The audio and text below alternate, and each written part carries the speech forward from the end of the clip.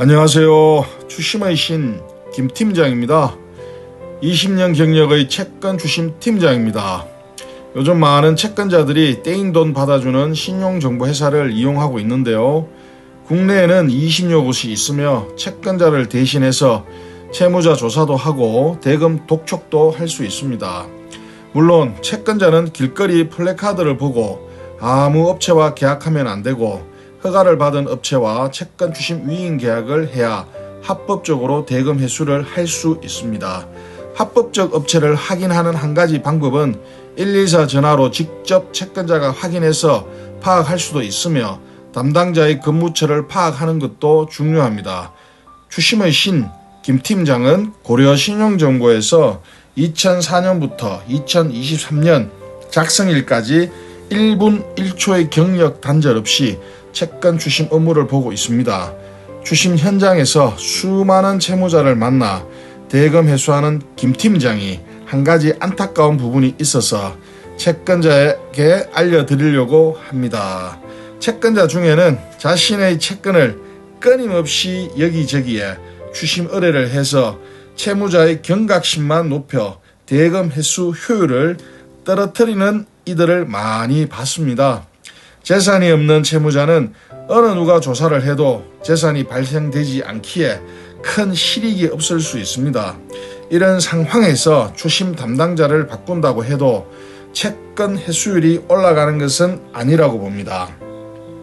왜냐하면 현재 우리나라는 합법적 테두리 안에서 채무자를 다그치거나 또는 법적으로 실행할 수 있습니다. 신용정보회사에서 재산조회나 신용조회를 한번 해본 채권은 거의 비슷하다고 볼 수 있습니다. 왜냐하면 신용정보회사는 국내 신용평가회사의 데이터를 가지고 조사할 수 있으므로 어느 누가 잘하고 어느 누가 못하는가는 큰 의미가 없다고 봅니다.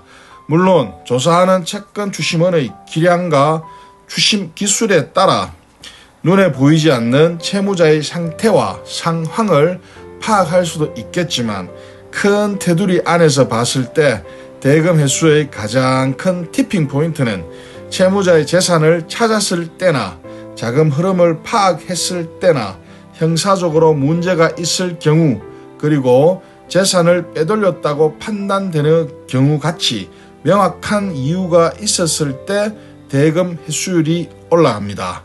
막연히 열심히 압박해서 채무자에게 돈 받을 수 없는 시대입니다.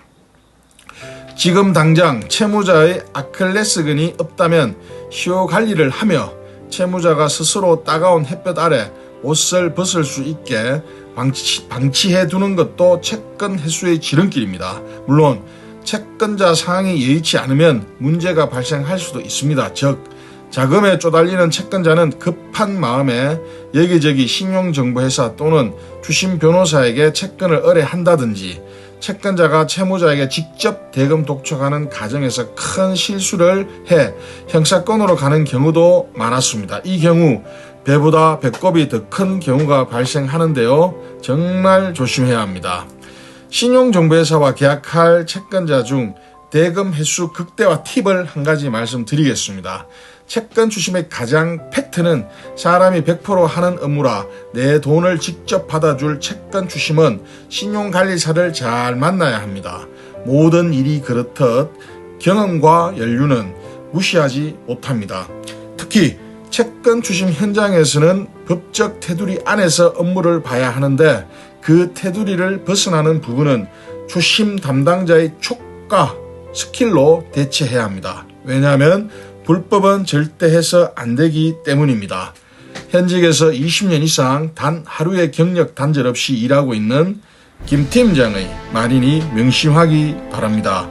채권 추심이 필요한 채권자는 김 팀장에게 편하게 놓고 해도 됩니다. 감사합니다.